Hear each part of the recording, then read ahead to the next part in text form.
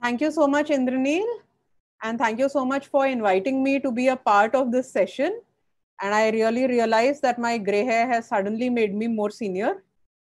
It was wonderful listening to all the talks by you guys, but I think mine is going to take a totally different turn. Um, so, my topic today is after the surgery, visual rehabilitation of pediatric aphakia. Now, the first thing I want to stress in this is unlike all of your talks, pediatric aphakia is usually a planned aphakia. So, for whatever reason, we are deciding not to implant an IOL because the child is too young or the eye is too small in order to support a IOL. So, putting in an IOL may lead to more complications than leaving the child aphakic. So, our concern is rehabilitating the child visually and not the safest way to introduce an IOL into the eye. So managing children with congenital cataract is a complex, long-term process. It requires considerable input from parents who are responsible for the occlusion and optical correction, long-term follow-up, as well as a high healthcare expenditure. So first we'll be talking about the infant aphakia treatment study, which gives us the best long-term results in children who have been left aphakic.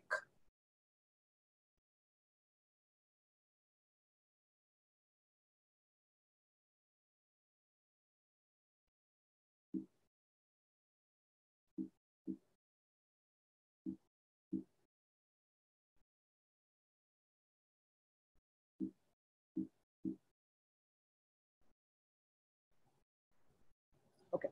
So this was a multi-centric randomized control trial comparing children who were left aphakic and corrected with contact lenses compared with those in whom an intraocular lens was implanted at less than 7 months of age.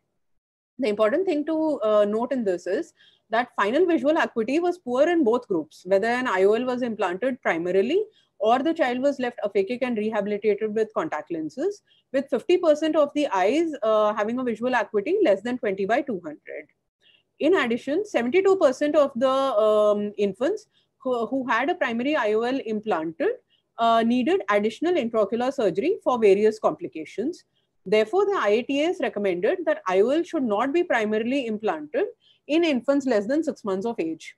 What this basically means is that we have a large number of children who are going to have primary aphakia and need to be visually rehabilitated in other ways.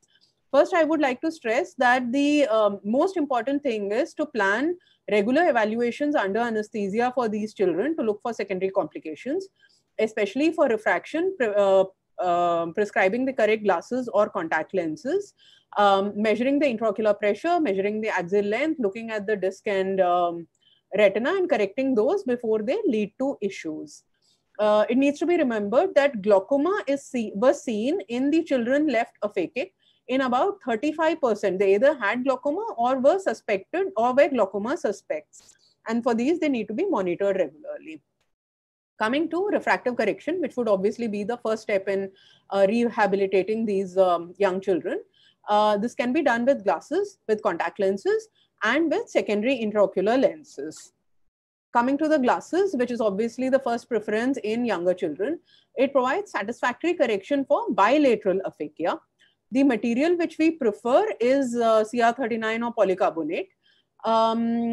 We need to remember that unlike adult aphakics, we can't get a subjective refraction. So we need to give near dominant glasses in infants who are less than 3 years of age with a near addition so that their world, which is basically about 1 to 2 feet, they can see clearly. So an addition in addition to the actual manifest refraction. We need to remember that glasses are not suitable for monocular aphakia because of the 30% magnification which they cause. Contact lenses would be ideal for post-operative unilateral and some cases of very cooperative bilateral aphakia because they reduce the issues of anisoconia and magnification.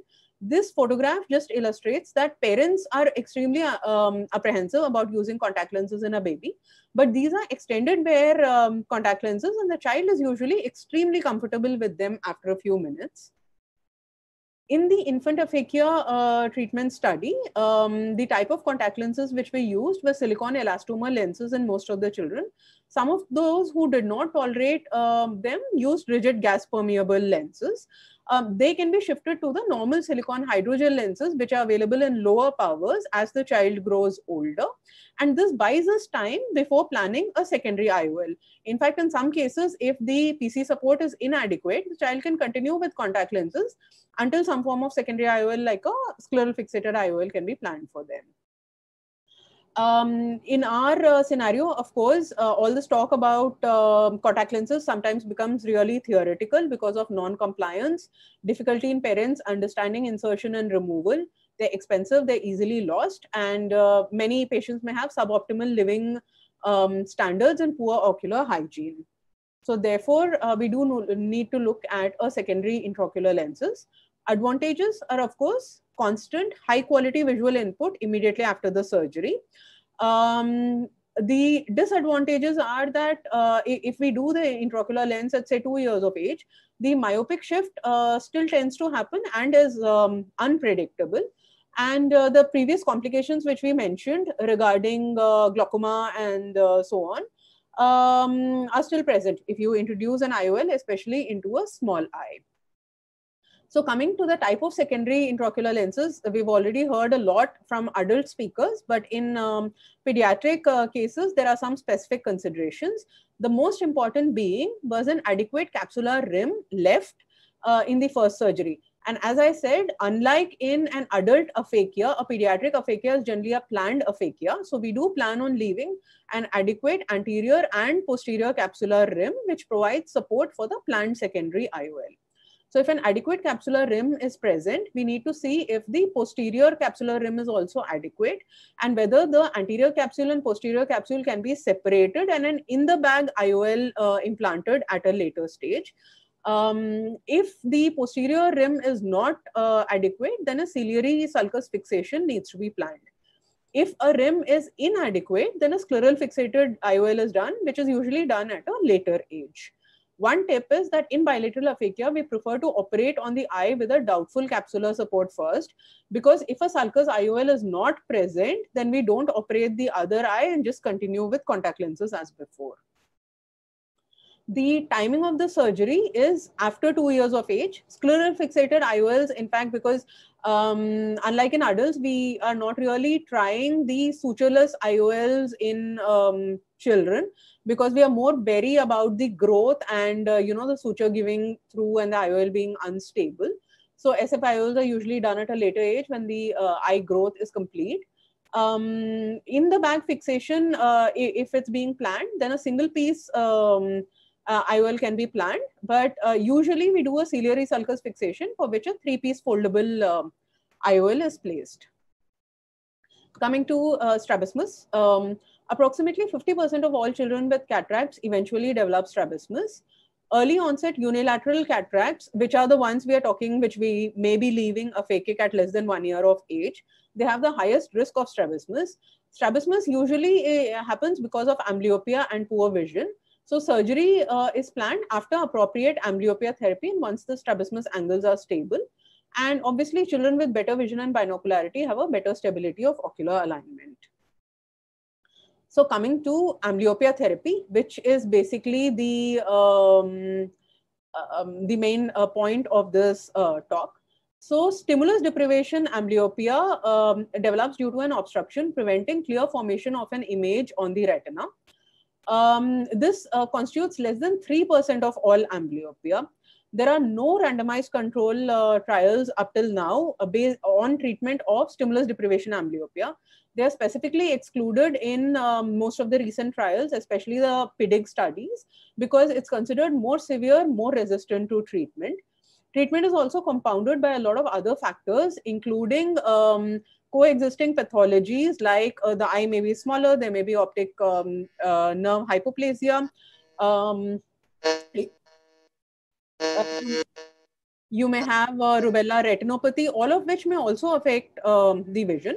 The infants are very young and there's difficulty in quantifying vision loss, all of which may lead to poor compliance with the amblyopia therapy. The patching regimen. The gold standard is total occlusion to form and light. So therefore, with an adhesive occlusive patch, in the infant aphakia treatment study, the patching was done at the rate of 1 hour per day per month of age till 8 months of age, which means a 6-month-old child who's left aphakic will have a refractive correction and be patched for 6 hours a day. In older children, this was recommended for 50% of the waking hours. So the moderate amblyopia, severe amblyopia guidelines, which we are more familiar with, are from the amblyopia treatment study, which did not include children with stimulus deprivation amblyopia. However, in older children with moderate or severe amblyopia, they can have 2 to 6 hours of patching with near work. Children who are extremely non-compliant with patching can also be penalized with atropine in the sound eye, which has shown good improvement in children, but not in stimulus deprivation amblyopia. So coming to the newer types of therapy which are available for treatment of amblyopia, where there's a lot of buzz around these therapies. Coming to perceptual therapy, coming to dichoptic therapy, and virtual reality-based therapies. So perceptual therapy is based on the principle that practice makes perfect. The first picture which I'm showing are Gabor patches, which are commonly used in these therapies. And basically, they're based on the principle that you need to do various visual activities using these patches, orientation of the patches, brightness of the patches, the number, locate them. And over a period of time, both the visual acuity and stereopsis tends to improve. Dichoptic therapy is where a different stimuli is provided to each eye. In this particular photograph, we can see a patient with red-blue glasses, and who is Doctor, being with all provided. due respect, the time is up. Could you please sum Yes, up? this is the last slide. Thank you, doctor. Yes. So my last slide is. Finish. We actually have half an hour, so I can let ma'am finish. So this is just a virtual reality video, which is having a lot of buzz because it's supposed to be much easier, much more interesting for patients to do. So they wear these virtual reality headsets. They are provided a different stimulus to each eye. So if you see in this picture, it's brighter in one eye and duller in the other eye. So duller for the good eye, brighter for the weaker eye. And the brain has to integrate the two images in order to see a 3D image. So these newer therapies are showing a lot of promise, but till now the gold standard obviously remains patching. And coming to the last slide where we go low tech again.